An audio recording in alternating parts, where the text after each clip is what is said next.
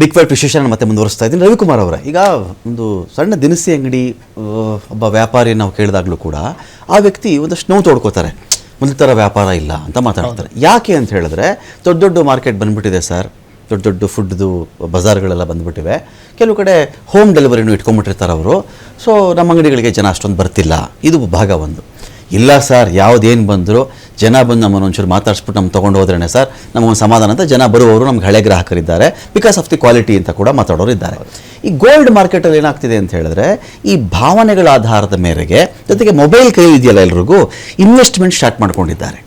ಇದರ ಆಚೆಗೂ ಕೂಡ ನಿಮ್ಮಲ್ಲಿ ಇವತ್ತಿಗೂ ಈ ಅಂಗಡಿಗೆ ಬಂದು ಗೋಲ್ಡನ್ನು ಮುಟ್ಟಿ ಅದನ್ನು ಚೆಕ್ ಮಾಡಿಕೊಂಡು ಈ ಥರ ಒಡವೆ ಮಾರ್ಕೆಟಿಗೆ ಬರೋರೇ ನಿಮ್ಗೆ ಈಗಲೂ ಜಾಸ್ತಿ ಇದ್ದಾರಾ, ಅಥವಾ ನನಗೆ ಗಟ್ಟಿ ಕೊಡಿ ನಾನು ಇನ್ವೆಸ್ಟ್ ಮಾಡಬೇಕು ಅಂತ ಇದ್ದೀನಿ, ಆ ಥರದ್ದು ಗ್ರಾಹಕರು ಇವತ್ತಿಗೂ ಇದ್ದಾರೆ ಅಂತ? ಗೋಲ್ಡ್ ಬೆಲೆ ಏರುಪೇರು ಆದಮೇಲೂ ಕೂಡ, ಗೋಲ್ಡ್ ರೇಟ್ ಏರುಪೇರು ಆದಮೇಲೆ ಎಲ್ಲ ರೀತಿ ಆಲ್ಮೋಸ್ಟ್ 100% ಸರ್, ಆಲ್ಮೋಸ್ಟ್ 100% ಜಾಸ್ತಿ ಆಗಿರೋದು ಗೋಲ್ಡ್. ಹೌದು, ಅದು ಕೆಲವು ದಿನಗಳಲ್ಲಿ ಸುಮಾರು 14 ತಿಂಗಳು ಪೀರಿಯಡ್ಗೂ ಈಗೂ 100%ಗಿಂತ ಜಾಸ್ತಿ ಆಗಿದೆ.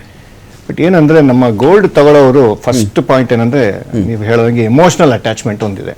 ಆ ಎಮೋಷನಲ್ ಅಟ್ಯಾಚ್ಮೆಂಟ್ ಯಾವಾಗ ಬರುತ್ತೆ ಅಂದ್ರೆ ಆಭರಣ ಕೊಂಡ್ಕೊಳ್ಳೋರಿಗೆ ಎಮೋಷನಲ್ ಅಟ್ಯಾಚ್ಮೆಂಟ್. ಗಟ್ಟಿ ಚಿನ್ನ ತಗೊಳ್ಳೋರಿಗೆ ಎಮೋಷನಲ್ ಅಟ್ಯಾಚ್ಮೆಂಟ್ ಇಲ್ಲ.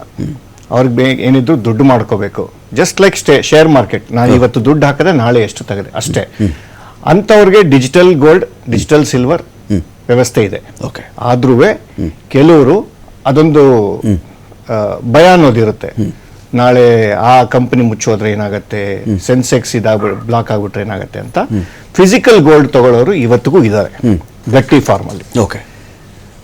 ಬಟ್ ವ್ಯಾಪಾರ ಪರಿಸ್ಥಿತಿ ಬಂದಾಗ ನೀವು ಹೇಳದಂಗೆ ಇವತ್ತಿಗೂ ನಾನು ಅದನ್ನ ಮುಟ್ಟಿ ತಗೊಂಡ್ರೆ ನನಗೆ ಒಂದು ಸಮಾಧಾನ ಅನ್ನೋದು ಇವತ್ತಿಗೂ ಇದೆ. ಆ ಎಮೋಷನಲ್ ಅಟ್ಯಾಚ್ಮೆಂಟ್ ಇವತ್ತಿಗೂ ಇದೆ. ಇಲ್ಲದೆ ಹೋಗಿದ್ರೆ ನಮ್ಮ ವ್ಯಾಪಾರ ಕೂಡ ಡೋರ್ ಡೆಲಿವರಿ ಆಗಲಿ, ಇ ಕಾಮರ್ಸ್ ಅಲ್ಲಾಗ್ಲಿ, ನೀವು ಬೇಕಿದ್ರೆ ನೋಡಿ, ಬೇರೆ ವ್ಯಾಪಾರದಲ್ಲಿ ಇ ಕಾಮರ್ಸ್ ಕ್ಲಿಕ್ ಆದಂಗೆ ನಮ್ಮ ವ್ಯಾಪಾರದಲ್ಲಿ ಆಗಿಲ್ಲ. ರೀಸನ್ ಇದೇ ಕಾರಣ. ನಾನು ಅದನ್ನ ನೋಡಿ ಹಾಕೊಂಡು ಡೆಲಿವರಿ ಆಗುತ್ತೋ ಇಲ್ವೋ, ಮಧ್ಯದಲ್ಲಿ ಬೆಲೆ ಬಾಳುವಂತ ವಿಚಾರ ಏನಾದ್ರೂ ಹೆಚ್ಚು ಕಡಿಮೆ ಆಗ್ಬಿಟ್ರೆ ಏನ್ ಗತಿ ಅಂತ ಹೇಳಿ. ಮತ್ತೆ ಈ ವರ್ಚುವಲ್ ಪ್ರಪೋಸಲ್ಸ್ ಕೂಡ ಇದೆ. ನಿಮ್ಮ ಫೇಸ್ ಒಂದು ಕಡೆ ನೋಡ್ಬಿಟ್ಟು ಈ ಆಭರಣ ಅಲ್ಲಿ ಹಾಕಿದ್ರೆ ಹೆಂಗ್ ಕಾಣುತ್ತೆ ಅಂತ ಕೂಡ ತೋರಿಸ್ತಾ ಇದಾರೆ ಕೆಲವರು. ಆದ್ರೂ ಇಲ್ಲ, ನಾನು ಇದನ್ನ ನಂಬೋದಿಲ್ಲ, ಹಾಕೊಂಡೇ ನೋಡ್ತೀನಿ, ನೋಡ್ತೀನಿ ಅಂತ. ಒಂದು 10 ಜೊತೆ ಓಲೆ ಹಾಕೋಬೇಕು, ಒಂದು 10 ನೆಕ್ಲೆಸ್ ಹಾಕೋಬೇಕು, ಒಂದು 20 ಬಳೆ ಹಾಕೋಬೇಕು. ಕಡಿಮೆ ಹೇಳ್ತಾ ಇದೀವಿ ನಂಬರ್ಸ್, ಆಕ್ಚುಲಿ ಇನ್ನೂ ಜಾಸ್ತಿ ಇರ್ತದೆ ಆಕ್ಚುಲಿ. ಸೊ ಹಂಗಿದ್ದಾಗ ಪರಿಸ್ಥಿತಿ ವ್ಯಾಪಾರ ಅಂತೂ ಖಂಡಿತ ಇದೆ. ಬಟ್ ಈಗ ಸ್ವಲ್ಪ ದಿನಗಳಿಂದ ಸ್ವಲ್ಪ ವೆಯ್ಟ್ ಅಂಡ್ ವಾಚ್ ಸಿಚುವೇಶನ್ ಇದ್ದಾರೆ ಗ್ರಾಹಕರು. ಮುಂದೆ ಏನಾಗತ್ತೆ ಅಂತ ನೀವು ಕೇಳಿದ್ರಲ್ಲ, ಮುಂದೆ ಏನಾಗ್ಬಿಡುತ್ತೋ, ಸಡನ್ ಆಗಿ ಬಿದ್ದು ಬಿಡುತ್ತೋ, ಆ ರೀತಿ ಇಲ್ಲ. ಇವತ್ತು ದುಡ್ಡಿದ್ದಾಗ ಇವತ್ತೇ ದೊಡ್ಡ ಭಾಗ ಅಷ್ಟೇ ನಾವು ನೋಡ್ಬೇಕಾಗಿರೋದು.